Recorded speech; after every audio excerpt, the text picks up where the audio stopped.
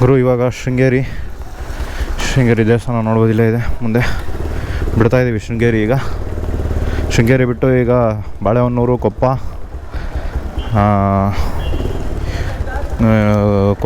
ತೀರ್ಥಹಳ್ಳಿ, ಕುಪ್ಪಳ್ಳಿ, ಕವಿಮನೆ ಮೇಲೆ ಸಾವೆಹಕ್ಲು ಡ್ಯಾಮಿಂದ ಚಕ್ರ ಡ್ಯಾಮ್ ಮುಗಿಸ್ಕೊಂಡು ನೋಡಬೇಕು. ಅಲ್ಲೇ ಎಲ್ಲನ ಹಾಲ್ಟ್ ಆಗೋ ಥರ ಪ್ಲ್ಯಾನ್ ಮಾಡಿಕೊಂಡು ಹೋಗಬೇಕು.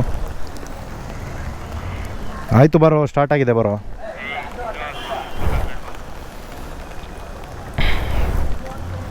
ಸಿಕ್ಕಾಪಟ್ಟೆ ಮಳೆ ಹೊಡಿತಾ ಇದೆ ಮಾತ್ರ. ನಿನ್ನೆಯಿಂದ ಸ್ಟಾರ್ಟ್ ಆಗಿದ್ದು ನಿಂತೇ ಇಲ್ಲ. ತುಂಬ ಸಿಕ್ಕಾಪಟ್ಟೆ ಮಳೆ ಹೊಡಿತಾ ಇದೆ. ನೈಟಂತೂ ಸಿಕ್ಕಾಪಟ್ಟೆ ಹೊಡಿತು ಮಾತ್ರ. ಟ್ಯಾಂಕ್ ಒಳಗೆ ಅದು ಎಷ್ಟು ನೀರು ಹೋಯ್ತೋ ಗೊತ್ತಿಲ್ಲ. ಅಲ್ಲಿ ಸ್ವಲ್ಪ ನೀರು ಕೀ ಕೊಟ್ಬಿಟ್ಟು ರೂಮ್ದು ದೇವಸ್ಥಾನದ ರೂಮೇನೆ 100 ರೂಪೀಸ್ ಏನೋ ಆಯಿತು ಅಷ್ಟೇ. ಈಗ ಇಲ್ಲಿ ಆಫೀಸ್ ಇದೆ, ನಿಮಗೆ ರೂಮ್ ಏನಾರು ಬೇಕು ಅಂದರೆ ಇಲ್ಲಿಗೆ ಬರಬೇಕು. ದೇವಸ್ಥಾನ ಪಕ್ಕದಲ್ಲೇ ಇಲ್ಲಿ ಕೀ ಕೊಟ್ಬಿಟ್ಟು ಹೊರಡೋಣ. ಈ ಕಡೆ ಹೋಗ್ಬೇಕು ಕೊಪ್ಪಗೆ. ಮಳೆ ಬರ್ತಿರೋದ್ರಿಂದ ಮೊಬೈಲು ಗೂಗಲ್ ಮ್ಯಾಪ್ ಹಾಕೊಳ್ಳಿಕ್ಕೆ ಆಗಲ್ಲ ಗುರು. ಕೇಳ್ಕೊಂಡೇ ಹೋಗ್ಬೇಕು ಇವತ್ತು.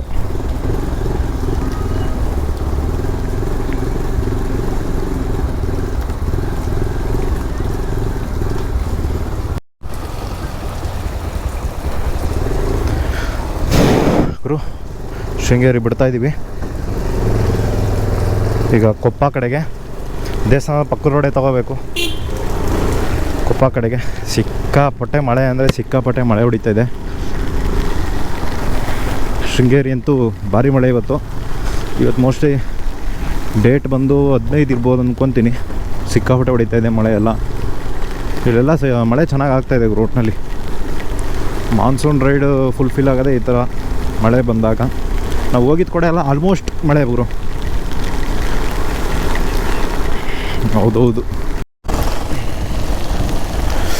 ಗುರು. ಇವಾಗ ಹರಿಹರಪುರ ಎಲ್ಲೋಡಿ ನದಿ, ತುಂಗಭದ್ರಾ ಅಲ್ಲ, ತುಂಗ ಅನ್ಸುತ್ತೆ ಅಷ್ಟೇ. ಇದು ಗೊತ್ತಿಲ್ಲ, ತುಂಗಭದ್ರನೇ ಮೋಸ್ಟ್ಲಿ. ತುಂಗಭದ್ರಾ ನದಿ. ಮುಂಚೆ ಸುಮಾರು ಓಡಾಡಿದ್ದೀನಿ ಗುರು ಈ ಕಡೆ ಎಲ್ಲ.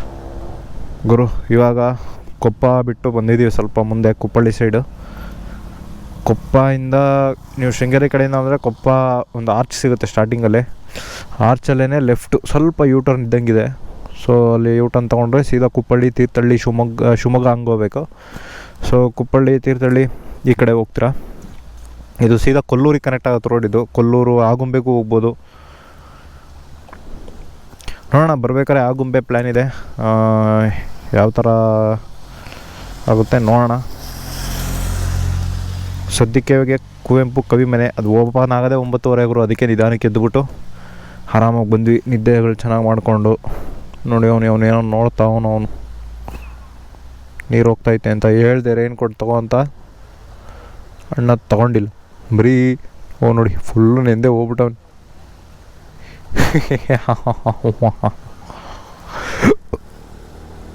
ಮಾಡೋಣ ಗುರು. ಇದು ಕೊಪ್ಪ ಬರುತ್ತೆ, ಹಿಂಗೋದ್ರೆ ತೀರ್ಥಹಳ್ಳಿ. ಸೊ ಕೊಪ್ಪ ತೀರ್ಥಹಳ್ಳಿ ಸೆಂಟ್ರಲ್ಲಿ ಇದು ಬರುತ್ತೆ. ಗಡಿಕಲ್ಲು ಅಂತ ಒಂದು ಊರು ಬರುತ್ತೆ. ಆ ಗಡಿಕಲ್ಲು ಊರು ಆದಮೇಲೆ ಒಂದು ಈ ಥರ ಒಂದು ಸರ್ಕಲ್ ಥರ ಸಿಗುತ್ತೆ. ಇಲ್ಲಿ ರೈಟ್ ತೊಗೊಂಡ್ರೆ ಕುವೆಂಪು ಕವಿಮನೆ. ಇಲ್ಲಿ ಇನ್ನೊಂದಿದೆ, ಆಡಿಟೋರಿಯಂ ಇದೆ ಇವ್ರದೇ. ಒಂದು ಸಣ್ಣದಾಗಿ ಒಂದು ಮ್ಯೂಸಿಯಂ ಥರ ಮಾಡಿದ್ದಾರೆ ಇಲ್ಲಿ. ಮುಂಚೆನೇ ಇಲ್ಲಿ ಲೆಫ್ಟ್ ಹೋಗ್ಬೇಕಿತ್ತು. ಸೊ ನೋಡೋಣ ಬನ್ನಿ, ಈಗ ಹೋಗ್ಬೇಕೀಗ ಕವಿಮನೆಗೆ.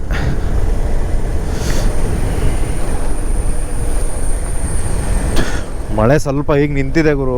ಇಲ್ಲ ಅಷ್ಟೊಂದಿಲ್ಲ, ಈಗ ಮಳೆ ಸ್ವಲ್ಪ ಕಮ್ಮಿ ಆಗಿದೆ.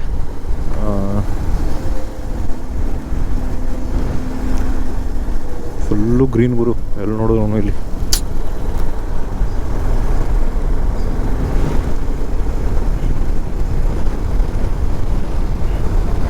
ಜಸ್ಟ್ ಕೊಪ್ಪದಿಂದ ಒಂದು ನನಗನ್ಸೋಟಿಗೆ 7-8 ಕಿಲೋಮೀಟರ್ಸ್ ಇರ್ಬೋದು ಅಷ್ಟೇ ಇದು. ಅಂದರೆ ಅಲ್ಲಿ ತೋರಿಸಿದ್ನಲ್ಲ ಸರ್ಕಲ್ಗೆ, ಅಲ್ಲಿಂದ ರೈಟ್ ತೊಗೊಂಡ್ರೆ ಅಲ್ಲಿಂದ ಒಂದು 1.5 ಕಿಲೋಮೀಟ್ರ್ ಆಗುತ್ತೆ. 1.5 ಕಿಲೋಮೀಟ್ರ್ ಆಗುತ್ತೆ. ಮತ್ತು ಕವಿಶೈಲಿ ಅಂತ ಒಂದು ಪ್ಲೇಸ್ ಇದೆ ಇಲ್ಲಿ. ಅವರು ಇದ್ರದ್ದೇನೆ, ಕವಿ ಮನೆದೇನೆ. ಪ್ಲ್ಯಾನ್ ಮಾಡೋಗಿರೋ 9:30 ಒಳಗೆ ಮಾಡ್ಕೊಂಬನ್ನಿ. ಯಾಕಂದರೆ ಓಪನ್ ಆಗೋದೇ 9:30 ಇದು.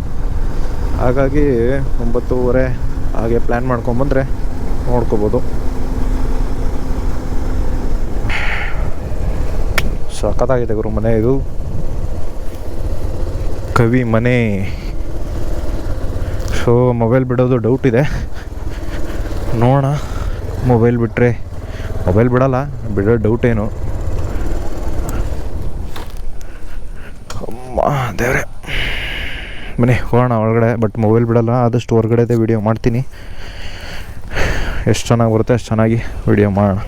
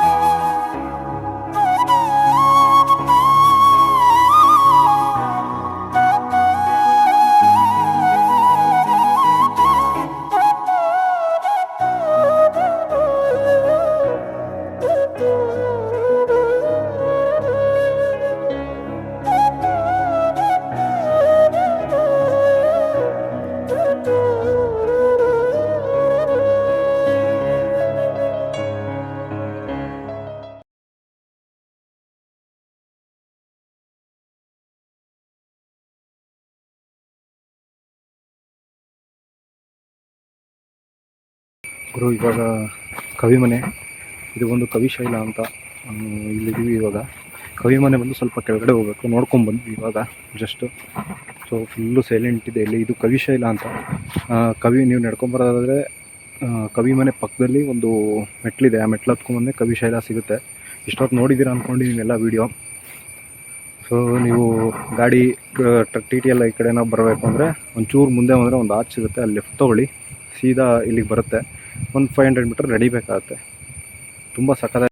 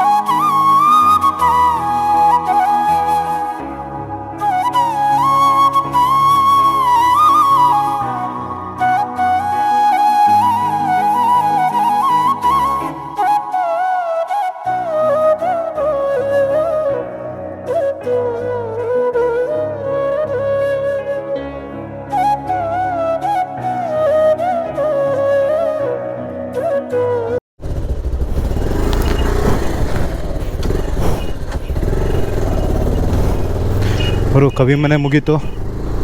ಈಗ ಕವಲೇದುರ್ಗ